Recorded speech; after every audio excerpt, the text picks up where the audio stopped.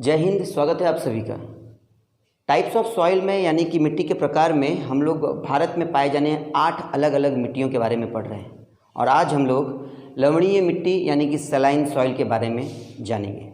लवणीय मिट्टी यानी कि जिसमें नमकीनपन हो, नमक की मात्रा हो, सोडियम हो, जिसे हम सॉल्ट या सलाइन भी कहते हैं। अब नाम से तो तुरंत समझ में आ जाता है कि जिस मिट्टी में नमक की मात्रा ज़्यादा हो। स्वाभाविक सी बात है, जिस मिट्टी में ही नमक आ जाए इसका मतलब कहीं ना कहीं फसलों की तो बैंड बज गई, ठीक ना। अब क्या कर सकते हैं, उसके लिए वैज्ञानिकों ने कृषि में शोध किया गया और उसके लिए नए नए जो है टेक्नोलॉजीज यूज़ किए गए हैं ताकि उसके क्षारीयपन को, उसके लवणीयपन को कुछ कम किया जा सके और कुछ हम लोग फसल उसमें पैदा कर सकें। तो पहले तो ये समझते हैं कि ये लवणीय मिट्टी आती कहाँ से है और किन क्षेत्रों में पाई जाती है। एक बार ये क्लियर हो जाएगा तो हम लोग समझ जाएंगे कि ये पाया कहाँ जाएगा। अब ज़रा आप फ्लैशबैक में जाइए, पीछे जाइए और आपने पढ़ा था भारत के भौगोलिक संरचना में, तो कुछ आपने पढ़ा था उसमें कि ऐसे क्षेत्र भी हैं जहाँ पर पानी चढ़ता है उतरता है। पानी चढ़ता उतरने का क्या मतलब हो गया? वो क्षेत्र जहाँ पे समुद्र की लहरें पानी को ज़मीन पर ले आते हैं और कुछ देर बाद वापस लेकर चले, यानी कि समुद्र तटीय क्षेत्र। ठीक, समुद्र तटीय क्षेत्र। अब ये होता कब है, इस चीज़ को समझें। इसे कहते हैं high tide and low tide, जिसे हम कहते हैं ज्वार भाटा, ठीक ना। तो ज्वार भाटा में एक तरह से ये भारत का जो ये पूरा समुद्र तटीय क्षेत्र है, इस पूरे समुद्र तटीय क्षेत्र में स्वाभाविक सी बात है लहर बढ़ते होंगे, कवर करते होंगे और फिर वापस चले जाते हैं। दिन भर में 2 बार ऐसा होता है। सुबह के समय पानी चढ़ता रहेगा, उसके बाद दोपहर जब जैसे जैसे होगा पानी पीछे चलता चला जाएगा, फिर शाम जब होगा फिर पानी चढ़ जाएगा, ठीक है। फिर रात में धीरे धीरे पानी पीछे, यानी कि ये प्रक्रिया दिन भर चलती रहती है। अब ऐसे में क्या होता है, आइए अब हम देखते हैं इस चीज़ को। इतना तो क्लियर हो गया कि इसमें भी प्रकृति ने अपना रोल किया है, अच्छे से निभाया है और उसी के कारण भारत में इस प्रकार की मिट्टी भी पाई जाती है जिसमें नमक पाया जाता है। क्या होगा? तोड़ के दरवाज़ा आएगा, कहेंगे क्या आपके टूथपेस्ट में नमक है, दांत में दर्द है। अब सोचिए, भारत में तो नमक ज़मीन दे रही है, हमें तो नमक खरीदना मार्केट से जा के लेते हैं ताकि आयोडाइज मिल जाए, मगर प्रकृति हमें बना बनाया नमक प्रोवाइड करती है। अब देखिए क्या क्या चीज़ें हैं, उसके बारे में हम लोग पढ़ते हैं। सबसे पहला कि ये जो लवणीय मिट्टी है इसे हम और क्या क्या कहते हैं। अलग अलग प्रांतों में, अलग अलग चीज़ों में, अलग अलग भाषा में उसको हम क्या क्या कहते हैं। जैसे रेह, ठीक ना, रेह मिट्टी कही जाती है। कल्लर, ऊसर, थूर, कार्ल, चौपन, ये सब नाम है इसी लवणीय मिट्टी का। जैसे उत्तर प्रदेश में अधिकतर जगहों पे लोग ऊसर कहते हैं। ऊसर भूमि यानी जो फर्टाइल नहीं है, जो उपजाऊ नहीं है, उसमें केवल घास उगे होंगे जगह जगह, वो भी कौन से? जंगली, ठीक है। पूरे जगह घास नहीं होंगे, जहाँ पर भी हल्का फुल्का उनको लगता है कि यहाँ पर हमको तत्व मिल रहा है वहीं घास उगेंगे, वरना नहीं होंगे। मगर इन सभी शब्दों में कॉमन क्या है कि दे आर इनफर्टाइल, ये उपजाऊ नहीं होते, ठीक है।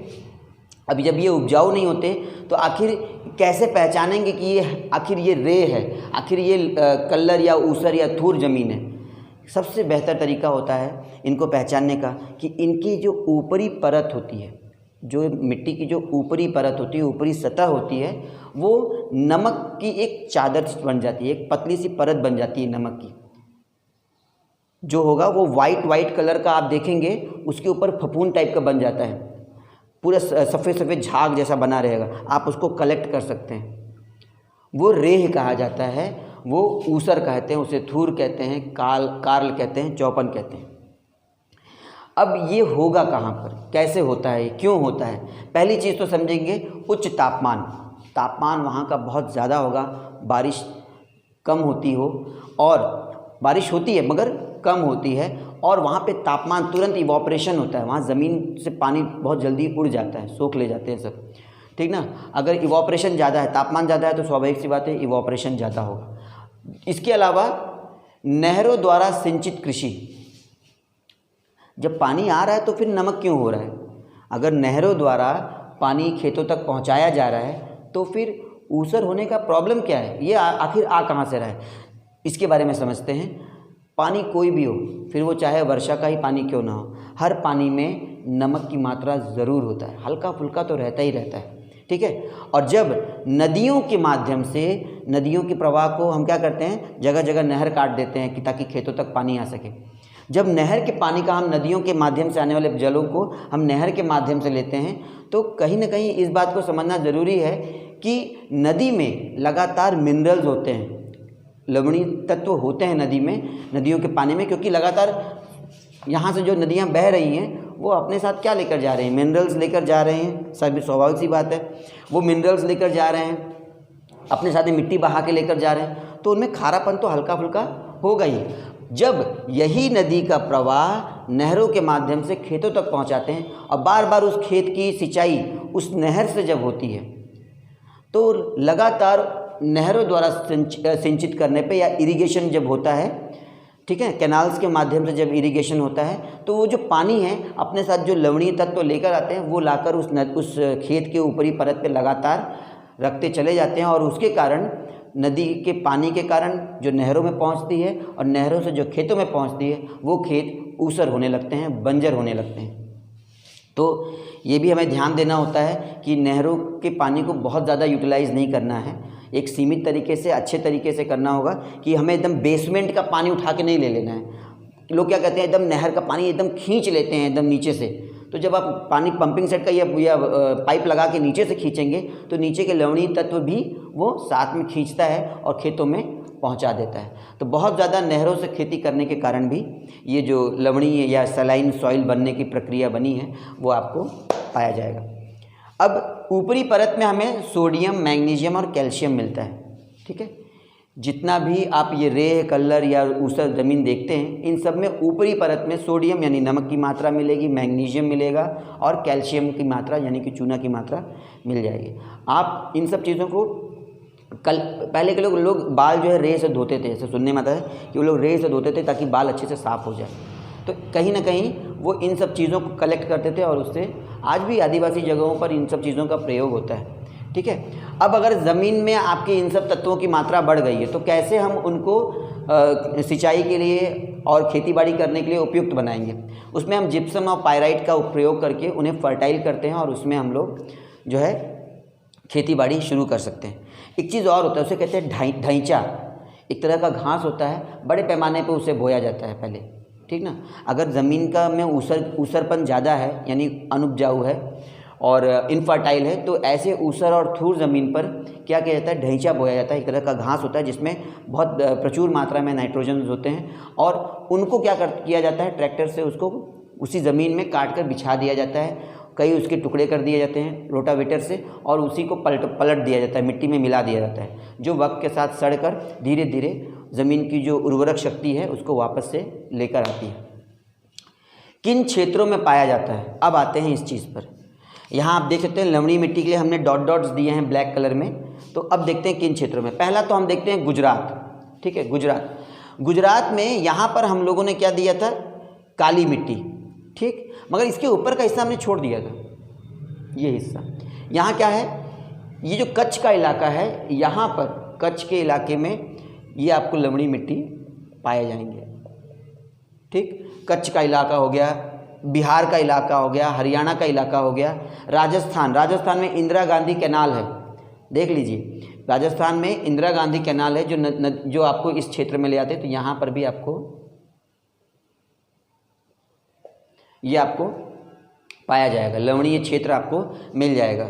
महाराष्ट्र में यहाँ भी नहरों के माध्यम से खेतीबाड़ी होती है, यहाँ पर भी आपको लवणीय क्षेत्र मिल जाएंगे। अब आते हैं जितना ये हिस्सा है, उड़ीसा, आंध्र प्रदेश, कर्नाटक, तमिलनाडु, केरल, ये सब जो हिस्से हैं, यहाँ पर आपको लवणीय क्यों मिल रहा है, क्यों मिलता है, क्योंकि ये सभी समुद्र तट के किनारे बसे हुए राज्य हैं और इन राज्यों में ज्वार भाटा के माध्यम से नमक की खेती की जाती है। अब नमक की खेती कैसे होती है भैया, कौन सा बिया डालते होंगे, कौन सा बीज डालते होंगे, ध्यान से समझिए। नमक की खेती करने के लिए जैसे समझिए ये समुंदर है, ठीक है, ये समुंदर है। दिन में पानी चढ़ा तो ये पानी यहाँ तक आ गया, ठीक, पानी यहाँ तक आ गया, यानी कि पानी जो लेवल यहाँ था पानी का वो लेवल यहाँ नहीं होगा, यहाँ पानी धीरे धीरे नीचे होता चला जाएगा। ठीक, अब किसान क्या करते हैं, इनको मेड़ बना के इनको रोक देते हैं, यहाँ रोक दिया गया, अब पानी यहाँ रुक गया, फिर पानी को यहाँ भी रोक देंगे, पानी यहाँ रुक गया। ये जो पानी यहाँ रुका हुआ है इस पानी को इवोपरेशन के माध्यम से वाष्पीकरण करके उड़ा दिया जाता है। अब ये भाप बनकर सब उड़ गए, पानी तो उड़ गया मगर पानी के अंदर जो लवणीय तत्व था, जो सॉल्ट था, वो यहीं पर रह जाता है।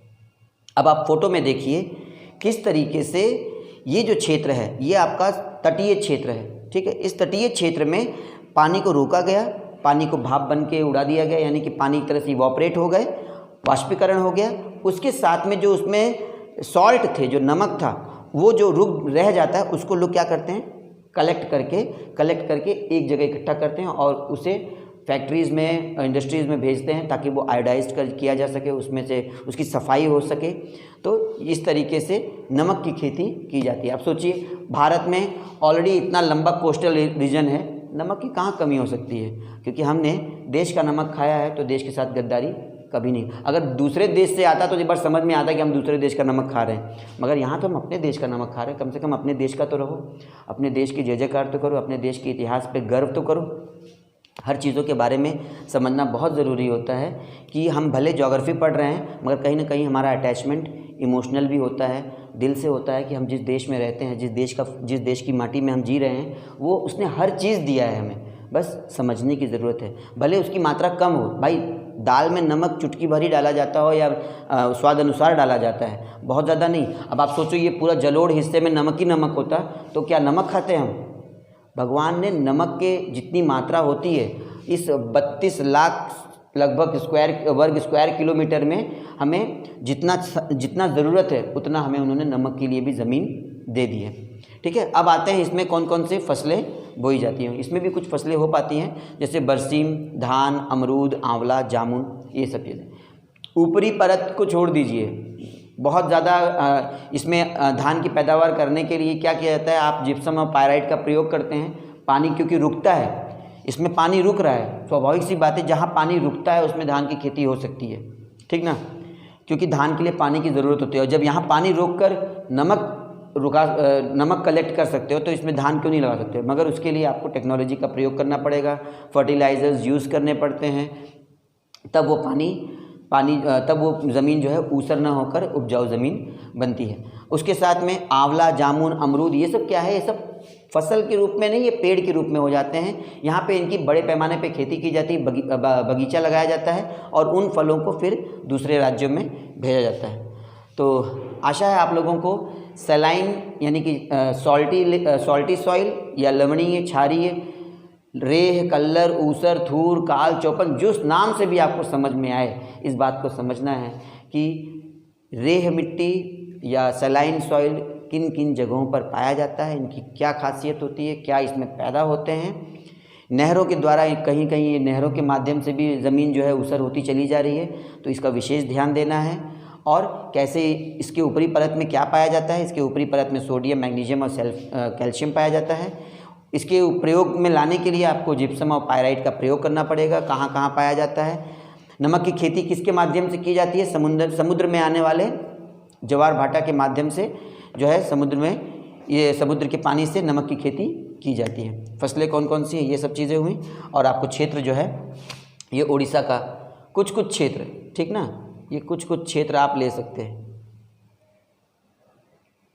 ठीक, तो आशा है आपको लवणीय मिट्टी के बारे में जो कॉन्सेप्ट क्लियर करना था वो समझ में आया होगा।